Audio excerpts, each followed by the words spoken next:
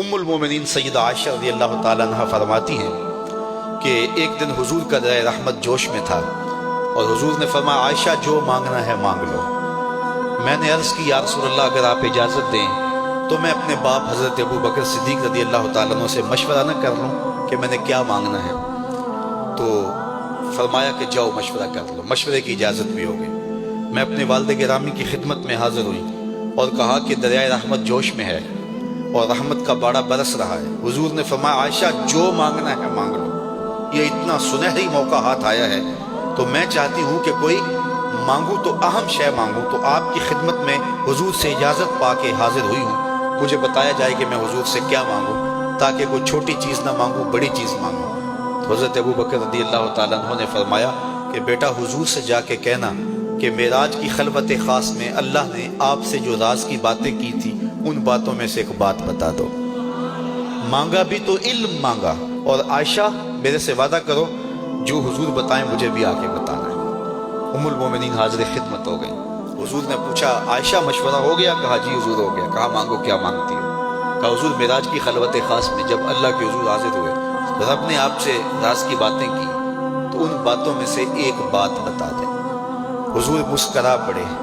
اس بات پہ مسکرائے ہوں گے میرے یار غار کا انتخاب کیسا ہے، یا اس بات پہ مسکرائے ہوں گے کہ راز کی بات بتا دوں تو راز راز نہ رہا، لیکن وعدہ کیا تھا۔ کہا عائشہ سنو، جب میں قرب خاص میں پہنچا تو میرے مالک نے مجھ سے راز کی جو باتیں کی ان میں سے ایک بات یہ تھی، محبوب تیری امت میں سے کوئی شخص کسی شخص کا ٹوٹا ہوا دل جوڑ دے تو میرے اوپر لازم ہے بغیر حساب کے جنت عطا کرو۔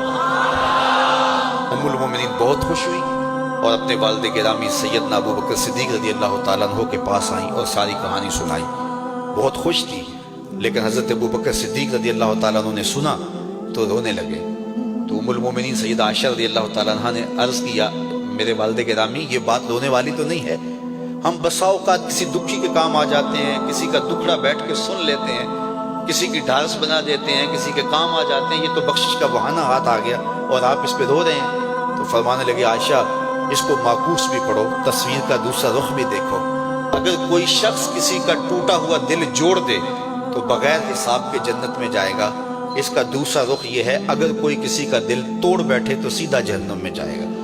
میں اس بات پہ رو رہا ہوں کہ ہم سے کسی کا دل نہ ٹوٹ گیا ہو۔ تو آج کی اس مجلس کے اندر کیا یہ دو باتیں میں اور آپ اپنے پلے باندھ سکتے ہیں؟ ایک کا تعلق حقوق العباد سے ہے اور ایک کا تعلق حقوق اللہ سے ہے۔ حقوق اللہ میں سب سے اہم چیز نماز ہے اور پہلا سوال قیامت کے دن نماز کا ہی ہوگا۔ بلکہ حضور نے معراج میں جو مختلف مظاہرے دیکھے ان میں ایک چیز یہ بھی دیکھی، کچھ لوگوں کے سر پتھر سے کچلے جا رہے تھے، پھر صحیح ہو جاتے، پھر کچلے جاتے۔ جبریل سے پوچھا یہ کون لوگ ہیں؟ تو کہا آپ کی امت کے یہ لوگ وہ لوگ ہیں کہ جن کے سر نماز سے بھاری رہتے تھے۔ نماز کا کہو نہ بے نمازی کو، تو وہ پہلا بہانہ تو یہ لگائے گا کہ میرے کپڑے ٹھیک نہیں ہیں۔ میرے بزرگ فرمایا کرتے تھے تیرے کپڑے کیسے پاک ہو سکتے ہیں؟ تو رب کے حضور جھکنا نہیں جانتا، آ اس کے حضور جھکنا سیکھ لے، وہ تیرا لباس بھی پاک کر دے گا، تیرا دل بھی پاک کر دے گا۔ تو دوسرا بہانہ ہے، دوسرا بہانہ یہ ہوتا ہے کہ ہفتے کو شروع کروں گا جی، پہلی تاریخ سے شروع کروں گا۔ یہ وہ بندہ کہہ رہا ہے، ہفتے کا وقت وہ دے رہا ہے جس کے پاس ایک لمحہ بھی اپنا نہیں ہے، جس کو یہ نہیں پتا کہ اٹھنے والا اگلا قدم کہاں ہوگا۔ وہ کہتا ہے انشاءاللہ ہفتے سے شروع کروں گا، فجر سے شروع کروں گا۔ میاں اللہ کے حضور بلاوا 5 وقت ہمیں آتا ہے، حی علی الصلاۃ حی علی الفلاح۔ کتنے بدبخت ہیں کہ جو اس پکار پہ اٹھ کے اس کے حضور حاضر نہیں ہوتے۔ 5 گانا نماز شعار زندگی بنا لو اور ہم یہ پکا عزم مصمم کر کے اٹھیں، اتنے زور سے ہم ارادہ کریں کہ شیطان بھاگ جائے، ہماری ہوا سے بھی بھاگ جائے۔ یہ تو اتنے پختہ ارادے کے ساتھ عزم کر کے جو ہے وہ آج ارادہ کر کے یہاں سے نکلے ہیں کہ وہ فجر کے وقت ہمیں بہکانے میں کامیاب نہ ہو، ادھر اذان پکارے ادھر دوڑتے ہوئے اللہ کے گھر کی طرف پلٹ آئیں۔ ہم یہ عزم کریں کہ آج کے بعد نماز نہیں چھوڑیں گے۔